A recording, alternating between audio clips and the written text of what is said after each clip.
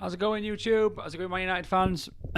Welcome back to another stream. An early one. I was going to do one tomorrow, but I want to just get straight into the pre-match look ahead for the Crystal Palace game. So looking forward to that. Going to the game on Sunday. So won't be doing a watch along, but I'm really looking forward to seeing Rangnick's first game. Watched a bit of his press conference today, which I thought went really, really well. I thought he handled the media amazingly well.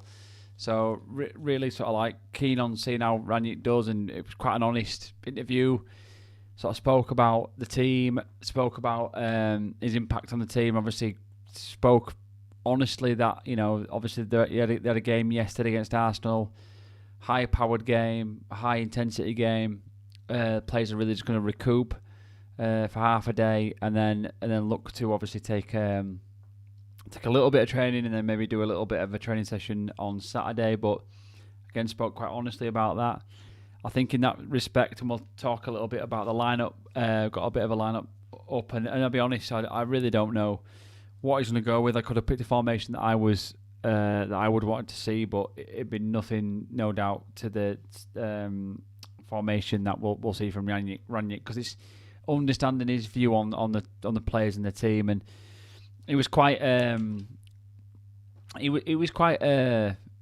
sort of open and honest about the players to a degree, and quite encouraging. Obviously he has a lot of time for Sancho. You can tell that. Obviously his experience with German football teams in Germany, German football as a whole, had massive time for Sancho.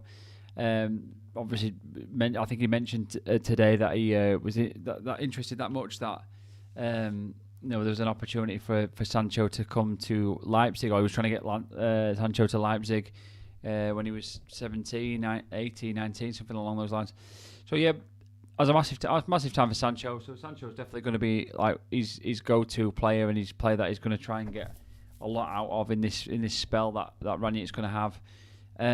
Interesting one with him generally. Obviously, with this 6-month period, I do think he would take the job if he does a good job. I think he'd be very keen to take the job long term. Depends on his preference with that, I suppose. He's not been a manager recently who's had a lot of managerial time.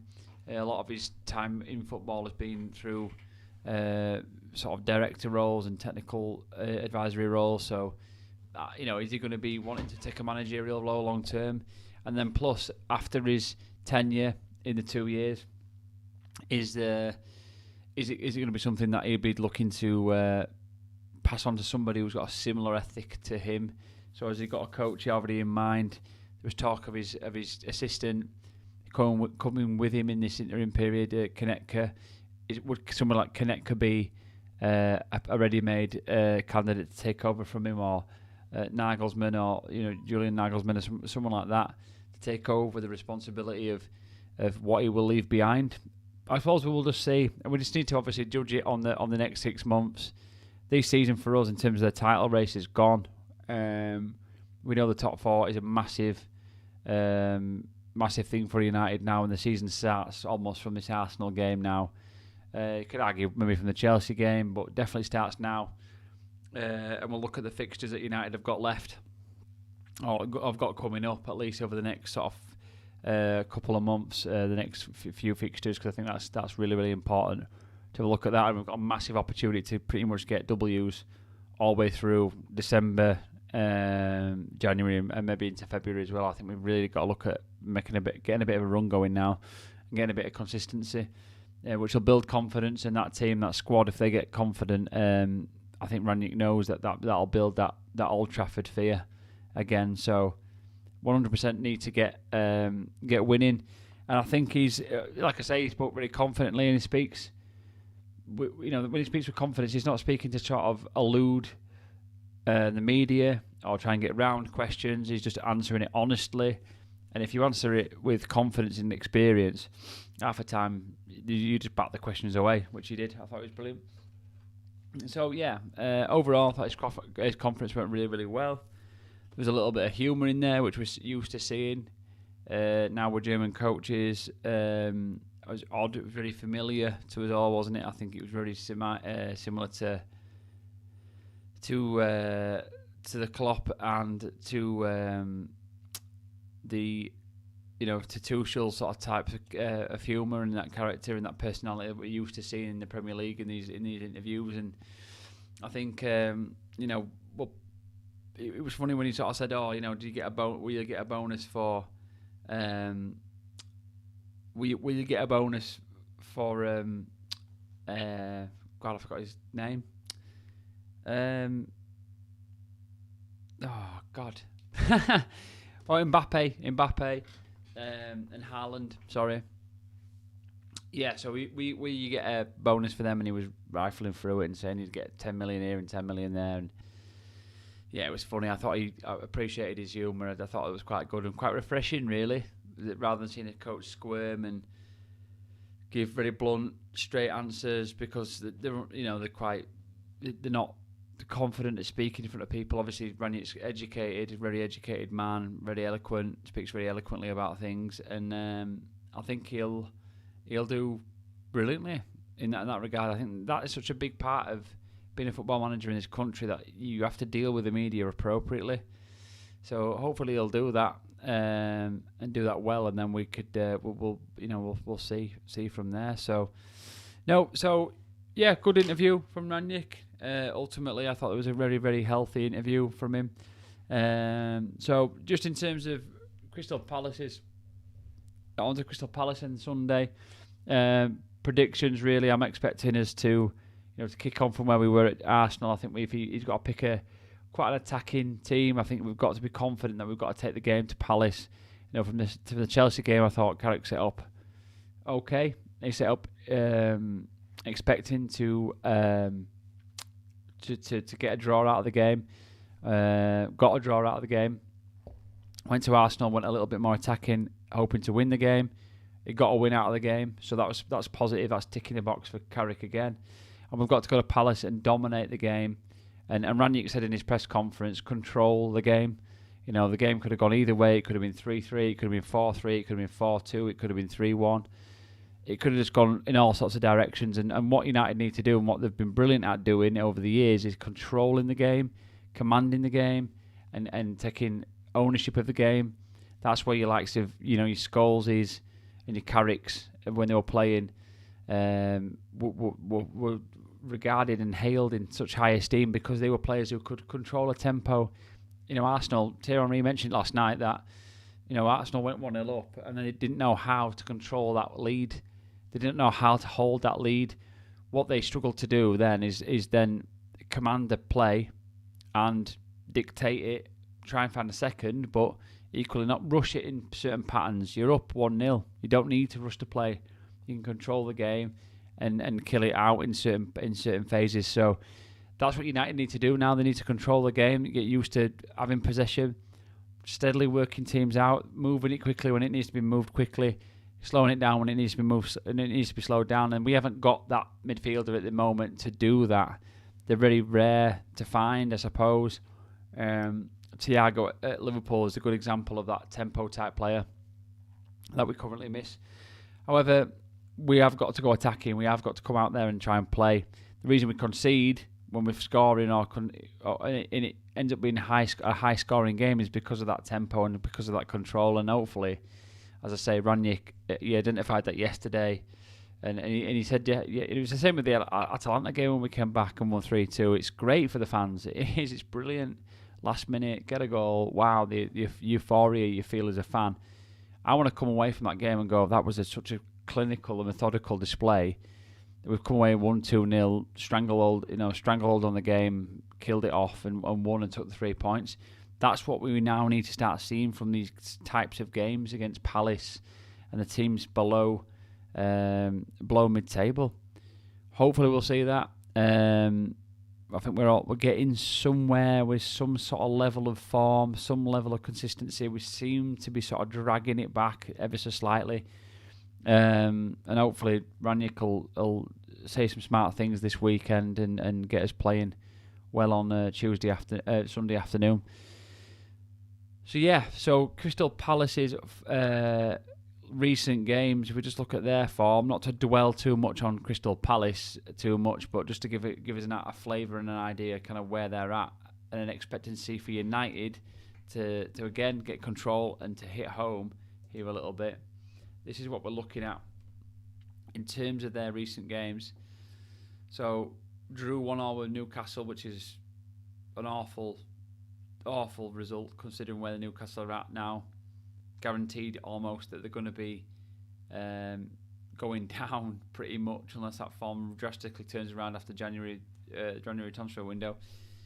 Freak result against Man City, unbelievable freak result against Man City, and that's where your players like Zaha and Gallagher obviously just turn up. Those players can't do it week in, week out, and drag the whole team through. So freak result against City, then beat Wolves 2-0, so 2 decent results for Palace, where they're looking like, hold on a minute, these could be actually some sort of an outfit here that could go on and challenge for the top 10 places. Then draw 3-3 against Burnley, which was probably a little bit of a disappointing result, considering what they'd done in the last sort of 2 out of 3. Then lose against Villa, where obviously Villa are currently on a poor run of form. However, obviously Gerrard's in there now, and then lose last minute against Leeds, and Leeds obviously clearly been struggling as well. So they seem to have done well. Palace against the teams that are probably doing a little bit better than them, weirdly enough, but then struggling against the teams that are sort of somewhere around them as well. So does that bode well for United? Possibly not. We always seem to struggle against trying to unlock a team. When teams come out and play against us, we seem to sort of kick back and counter. But we're just going to have to start, as Rangnick keeps saying, that we need to get control and we need to start dominating these types of games against Palace. We can't allow Palace to get on the front foot against us. I think that Palace are a team that are going to want to counter with pace. They've got that pace in their team. And I think that we're going to have to be careful and mindful of that, really. Again, concerning that they seem to be losing against, out of those 6 games there, they've won 2, drawn 1 from the teams that you wouldn't expect to. I mean, if you were to pick a result out of those 6 games, you wouldn't have picked the wins and draws against the teams that they've won and drawn against. So, lost against the teams that you would expect them to be beating, considering the results that they've had in the last 6. So, yes, I think something for United to think about. I don't think it's a foregone conclusion. I think we do need to knuckle down, and we do need to try and get a result out of this game. As I say, I'm going to be there on Sunday, and I'm just thinking now, I don't think I've ever been to Old Trafford and we've lost a game. Touch wood. But I don't think I've ever been to Old Trafford and we've lost. Come very close a couple of times, but I don't think we've ever. Oh, the camera's going. I don't think I've ever been to Old Trafford and lost a game. So, yeah, interesting. So, hopefully that continues and we see a good result. Hoping Ronnie gets a couple of goals and we can kick on from there, really. So, yeah, that's where we are with the fixtures for there. So I'm just going to get United's fixtures up in terms of our next lot of fixtures, and then we'll stream into the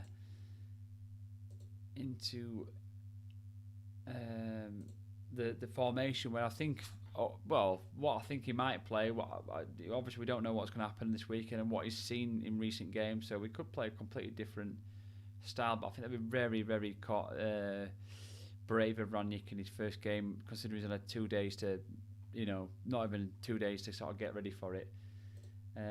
So let's just get the fixtures up for United's games coming up. Let's have a look. So next few games that United have got.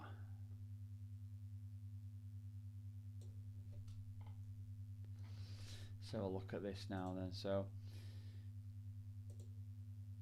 these are United's next few games. And as you can see, obviously Palace next. Then we've got the UEFA Champions League game against Young Boys, which is going to be I'm not sure what the points is like in the table at the minute, whether we need to be looking to win that game. I think he might, if he's got any sense, he will swap players around in that game and not go too heavy on the sort of starting 11.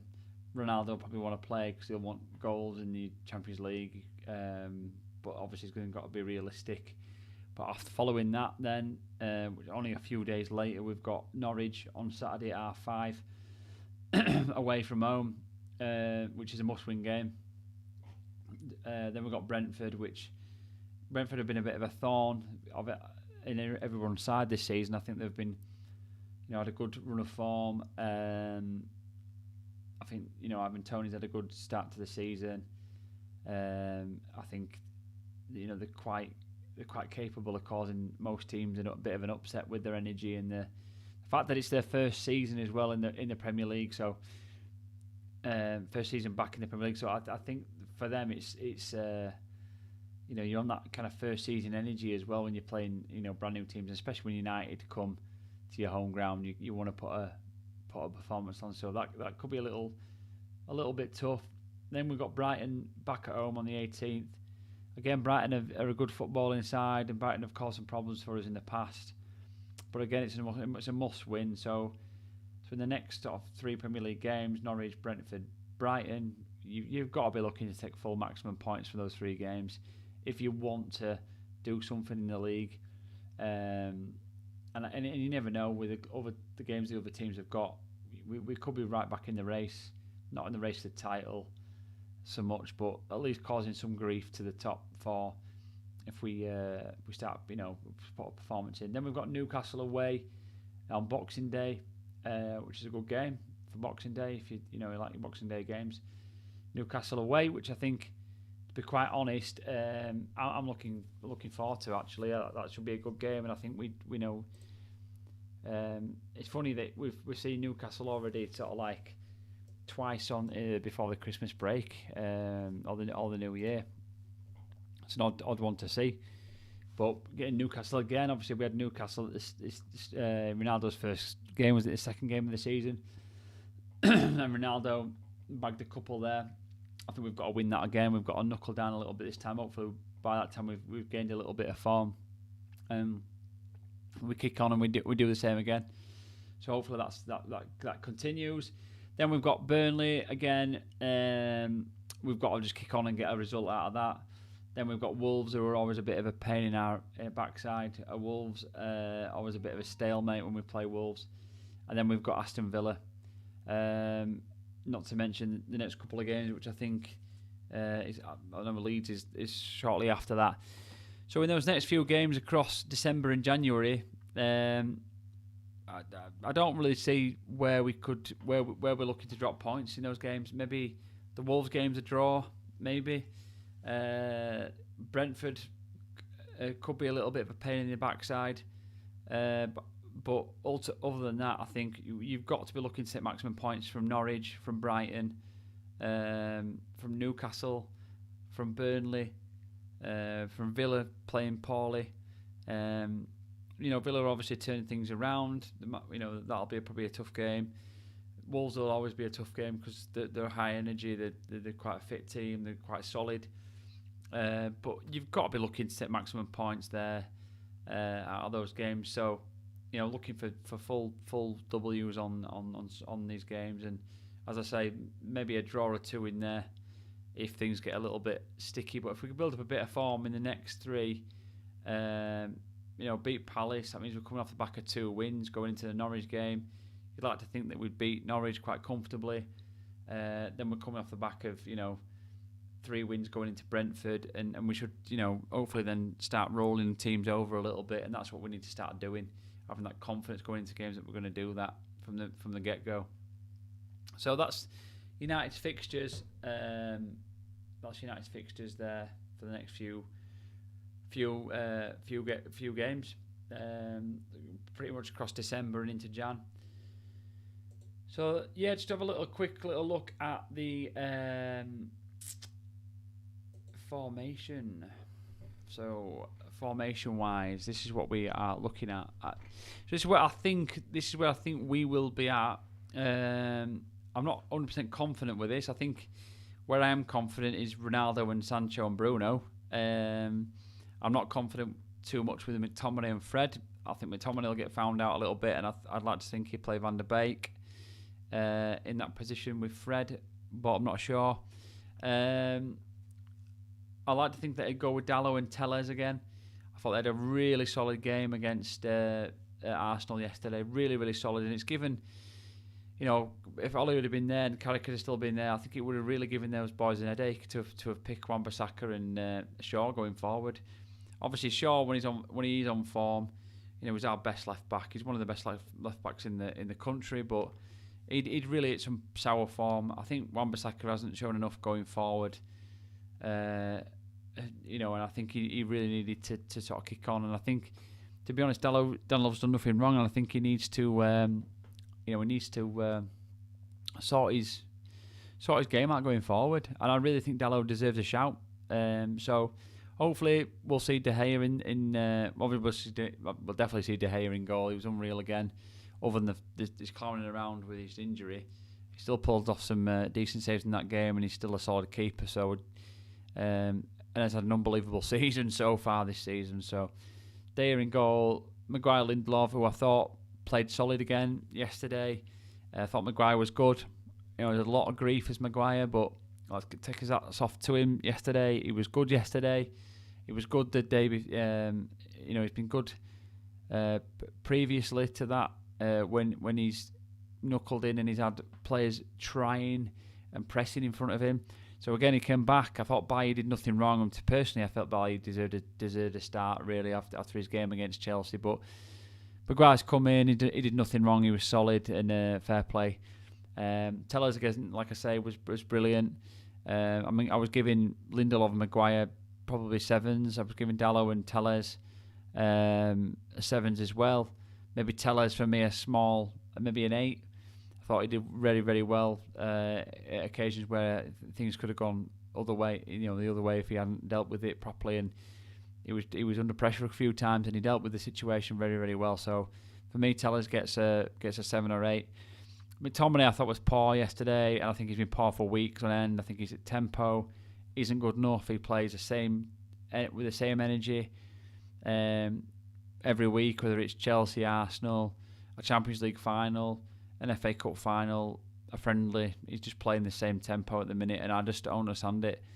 So for me, he was a 6 yesterday, if not a 5. I thought he was really poor.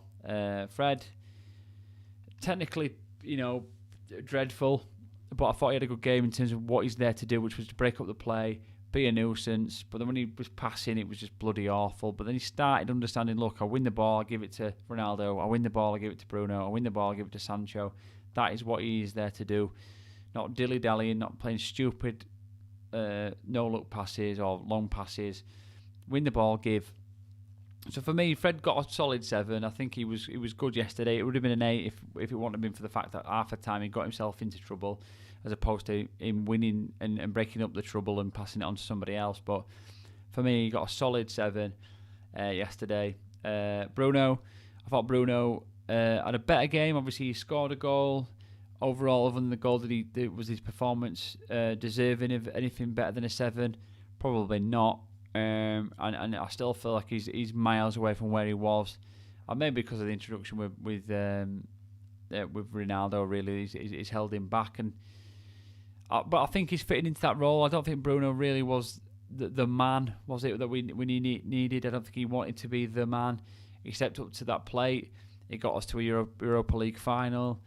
Played unbelievably in his first season and a bit with United. His first full season last season, and I thought he was excellent. And we can't knock him for that. But I think now with Ronaldo coming and there's a few other players around the camp, he's happy to be, a member of that team as opposed to being the man in the team and the leading figure. So Sancho for me, I think if he'd been playing him on the right, which he was in the last 2 games, and he was brilliant, he goes on and he does even better than he did yesterday. For me, it was a solid 7. He'd set up the initial passing to Fred that set up the goal for Bruno, and I thought that was a good little bit of skill, reverse pass. But he needs to be playing on the right, and for some reason he played him on the left, and it's just not his position at all. But I thought he did well, solid 7. I thought, and obviously I've gone with a formation here with Martial's there, but I think there's something about Rangnick that seems to be pointing towards Martial. It's just he said it a couple of times, mentioned his name, and I like to think that he'd go with Martial on Sunday, with a view of bringing Rashford on. I think Rashford he did it against Chelsea, he seemed to be better in the second half. He was poor first half against Chelsea, he was poor against Arsenal first half, and then he had a little bit more about him in the second, but his energy's way off. He's getting found out. This has not been a new thing. He's been getting found out. For me, he's been poor last season. He doesn't protect the ball well enough. When he gets the ball, his decision making's poor. It's slow. Yes, he played Ronaldo in. It was an obvious pass to play into Ronaldo. If he's not playing that pass into Ronaldo, it's diabolical. He plays it into Ronaldo's feet, and it was still a hell of a lot for Ronaldo to do to guide it to that far post, and he did that. But not good enough for Rashford yesterday overall. For me, it was a 6. Did not think, other than the fact that he got an assist, I felt like it was on a plate, really, of an assist to play it into Ronaldo. I really didn't think he was up to scratch yesterday, Rashford.